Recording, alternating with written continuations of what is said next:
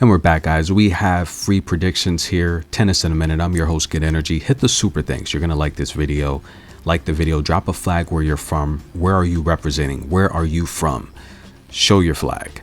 Guys, Naomi, Osaka, Caroline Garcia. Now, they played once a couple years ago, actually a few years ago now at the Australian Open. Osaka won that in straight sets.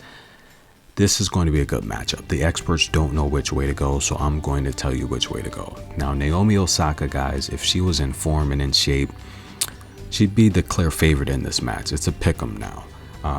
If you're not familiar, Osaka recently had a baby daughter, and she is literally coming back off of just having her baby within the last half of last year, which is amazing, right? Amazing hard work, effort, determination to get back and be a professional. Osaka's got one of the best serves ever. She's very powerful. She can put up, much like Caroline Garcia, she can put up 8 to 10 aces very easily. However, I think Osaka's the better server because she makes a lot less faults and she's more accurate where she decides to go with her serve. Caroline Garcia is just going straight down the line with her serve, right? It's very simple. Where I think Osaka has mastered the different serve techniques. When it comes to overall shot making ability, I think Osaka is much better than Garcia. I think she's a better baseliner. She's got a better backhand, a better forehand, and mid range, she just drops bombs. Osaka has bombs that you're just not going to return when she's in form. But there's been a lot of stuff off the court, on the court. Mentally, she hasn't been there, but I think she has a new appreciation for the game.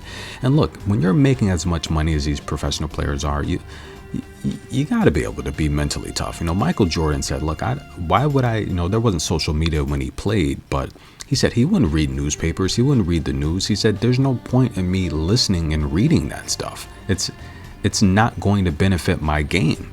And I think Osaka, to some extent, I think she got caught up in a bit of that, but also she faced a lot of things. She's a very classy person. She's full of integrity, and I think she faced a lot of things where she doesn't agree with from the business side of things, and I think it really just weighed on her.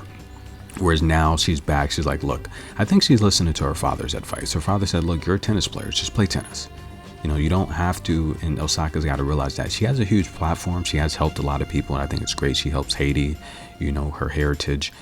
But some things you just have to leave up to God and the creator. You can't, a lot of things on earth here, you're just not going to change. That creates the experience for earth. A lot of people here that have the tougher situations and battles, we're here to experience that.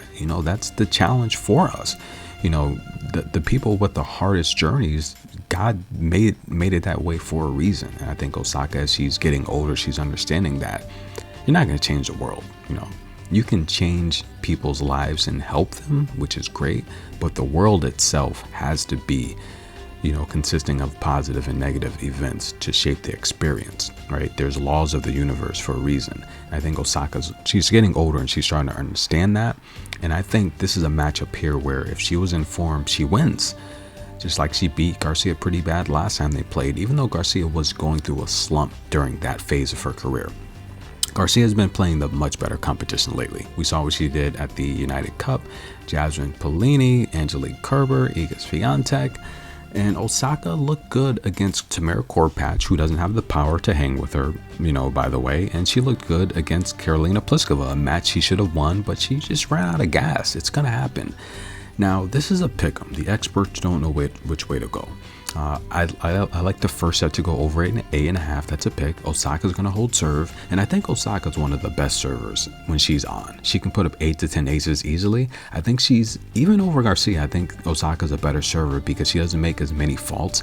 And she's mastered the serve techniques for situations. Whereas Garcia, a lot of times, she's just going right down the line, right? Osaka's going to jam the body. She can go out wide. And if you return Osaka's serve, she's coming back with a bomb. A straight bomb that you are not going to return. Where Garcia, look, she's going to hit you with a nice serve. If you're able to return it, Garcia's coming forward and looking to attack you, right?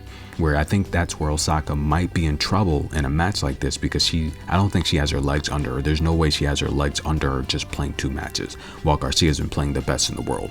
So I do think the first set goes over 8.5. And I'm going to lean towards a total as well. I think the match goes over 19.5. And we're going to take Osaka to win a set.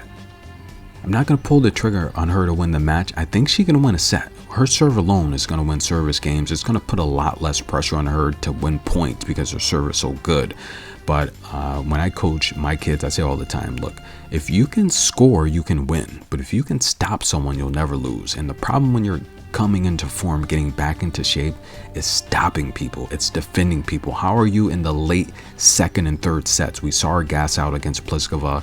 And in the fourth quarter, when your legs aren't under you, your opponent at some stage of the game is just going to be able to run right by you. And that's when you sub. In tennis, there's no subs. You know, you have to fight and gruel that out. So we're going to go with the totals here. First set over 8.5, excuse me. The match over 19.5. And we're going to take Osaka to win at least a set. Don't be surprised if Garcia edges out the match. Don't be surprised if Osaka shows up miraculously in amazing form and wins the match. Osaka should win this match, but she's not in form, so we'll take her to win a set. Who's next? I mean, literally, I could spend all day talking about this match. I really could. This is going to be one of the longer videos, by the way. Magdalena Frech taking on Daria Saville. This is going to be a good match here. Now, Daria Saville, guys, she's a defensive player, like a good rally player. The same with Magdalena Frech. Magdalena doesn't have the power to back up opponents. Daria Saville doesn't really either. I do like Daria Saville's athletic ability, though. I do think she's going to be a little bit faster here to the punch, even coming back off of injuries, knee surgery. Seville won the last time they played. That was a couple of years ago at the Indian Wells. And taking a look at Seville, look, the loss to Elise Merge, but she won a set. She beat Lin Zhu in 3. She beat Sofia Kenin, guys, and she beat Anna Blinkova. Magdalena Frech, she did get a good win over Sarah Ribas Termo, Victoria Tomova. Banks, she had to qualify, and she lost to Emma Navarro. This is a match where I like the first set to go over 8.5, and I do think the match goes over. This is really a tough one to pick. I would lean towards Daria Saville, but that's an unofficial pick. The pick that I'm going to give you is for the first set to go over 8.5. If I did have to pick, I would take Saville to win and find a way to beat Magdalena Frech. All right, next up we have Zakharova taking on Yulia Putintseva. I'm not going to spend much time on this because I said in the past, Yulia is not someone I back. I think she gets upset easily, and I don't think she plays her best tennis upset. She's slamming the racket, she's arguing with the chair umpire. Those aren't the type of players that I back. I really don't. Zakharova came through qualifiers. She took out Rebecca Peterson, she's just as good as Yulia Putintseva, but Becca doesn't have her form yet. Simona Walter, who's a good, taller player, good serve, good mid-range game. Yulia's she's gonna mix up drop shots, slices. Yulia's a tricky player. She's very talented. She's very fast and explosive. She just gotta control her temper.